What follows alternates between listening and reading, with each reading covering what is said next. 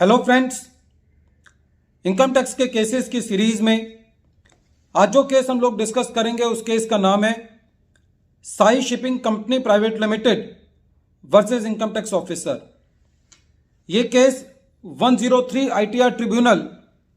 Page number 677 पर report हुआ। Mumbai ITAT की जे बेंच ने मैटर डिसाइड किया और इस केस का जजमेंट 20 सितंबर 2022 को आया। फ्रेंड्स, सेक्शन 148 के केसेस पर एक ये रिमार्केबल केस है। ये केस एक बहुत ही ऐसे डाउट को क्लियर करता है जो कि एसएससी के दिमाग में रहता है, स्पेशली उन केसेस के अंदर जहां पे पुरानी रिजीम के अंदर एसएससी का case already section 143 sub section 3 में हो चुका होता है और फिर एसएससी को सेक्शन 148 का नोटिस भेजा जाता है। जब एसएससी की असेसमेंट सेक्शन 143 सब सेक्शन 3 में हो चुकी है और फिर एसएससी को 4 सालों के बाद यदि सेक्शन 148 का नोटिस भेजा जाता है तो उस केस के अंदर एक रिक्वायरमेंट ये होती है कि असेसिंग ऑफिसर को अपने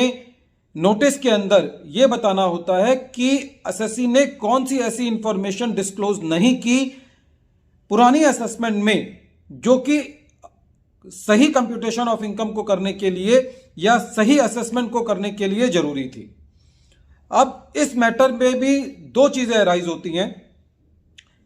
एक तो ये कि असेसिंग ऑफिसर ने कोई क्वेरी करी और क्वेरी करने के बाद एसएससी ने उसका जवाब दे दिया, फिर तो कोई डाउट नहीं है कि असेसिंग ऑफिसर ने कोई बात पूछी और एसएससी ने उसका रिप्लाई दे दिया, तो फिर तो कोई ऐसी परिस्थिति पैदा नहीं हुई कि एसएससी ने कोई इंफॉर्मेशन डिस्क्लोज नहीं की। लेकिन कई बार ऐसी सिचुएशन हो सकती है कि असेसिंग ऑफिसर ने किसी पर्टिकुलर मैटर पे क्वेरी नहीं की, लेकिन वो इंफॉर्मेशन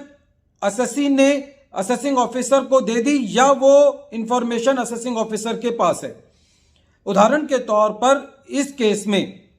ट्रांसफर प्राइसिंग के मैटर पर एसएससी ने पहले ही फॉर्म 3CEB फाइल किया हुआ था,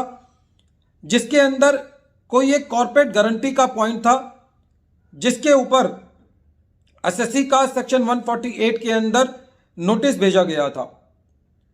और एक बार असेसमेंट हो जाने के बाद सेक्शन 143 सब सेक्शन 3 में एसएससी की 148 के अंदर केस रीओपन किया गया और कॉर्पोरेट गारंटी का पॉइंट जो कि फॉर्म 3CEB के अंदर था उसके ऊपर एसएससी का एडिशन किया गया। जब एसएससी सीआईटी अपील में था तो सीआईटी अपील ने भी रियायत नहीं की और जब मैटर आईटीएटी में गया तो एसएससी ने ये एक एडिशनल ग्राउंड रेस किया, टेक्निकल ग्राउंड रेस किया कि ये रीओपनिंग वैलिड नहीं है क्योंकि रीओपनिंग 4 सालों बाद की गई है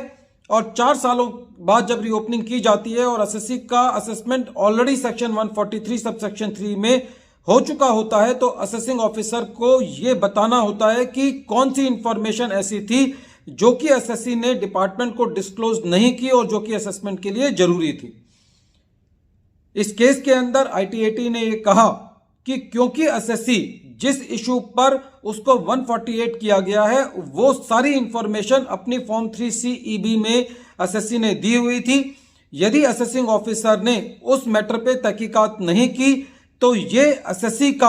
एजेंडा नहीं है। ये असेसिंग ऑफिसर को देखना था कि उसके ऊपर क्वेरी करनी थी। यदि वो इंफॉर्मेशन असेसिंग ऑफिसर के पास ओरिजिनल असेसमेंट करते वक्त थी तो उस इंफॉर्मेशन के बेसिस पर अब उसको दोबारे असेसमेंट करने के लिए सेक्शन 148 के अंदर नोटिस नहीं भेजा जा सकता। और आईटीएटी ने यह कहा कि जो ये असेसमेंट की गई है सेक्शन 148 पर ये विदाउट जुरिस्डिक्शन है और इस केस के अंदर जो सेक्शन 147 का प्रोविजो है वो एप्लीकेबल नहीं होता, जो कि ये कहता है कि यदि असेसमेंट 4 साल बाद करनी है आपको और एसएससी की असेसमेंट पहले 143 सब सेक्शन 3 में हो चुकी है तो आपको ये बताना है कि एसएससी ने कौन सी ऐसी इंफॉर्मेशन नहीं दी जो कि असेसमेंट के लिए जरूरी थी। फ्रेंड्स, इसके अलावा भी बहुत सारे केस ऐसे हो सकते हैं। उदाहरण के तौर पर जब एसएससी फॉर एग्जांपल एसएससी ने अपना long term capital gain exempt हुआ सेक्शन 10 सब सेक्शन 38 के अंदर, ड्यूरिंग द ओरिजिनल असेसमेंट ये हो सकता है कि एसएससी से उस मैटर पे क्वेरी ना की गई हो, लेकिन क्योंकि एसएससी वो अपनी एग्जेम्प्ट इनकम अपनी रिटर्न इनकम में दिखा चुका होता है, तो ऐसे मैटर को भी इस केसेस की हेल्प मिल सकती है। वीडियो के अंत में एक बार फिर मैं केस का नाम रिपीट कर रहा हूं। केस का नाम है Sai shipping company private limited versus income tax officer, और ये केस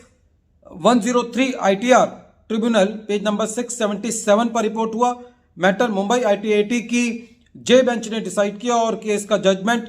20 सितंबर 2022 को आया। Thank you friends.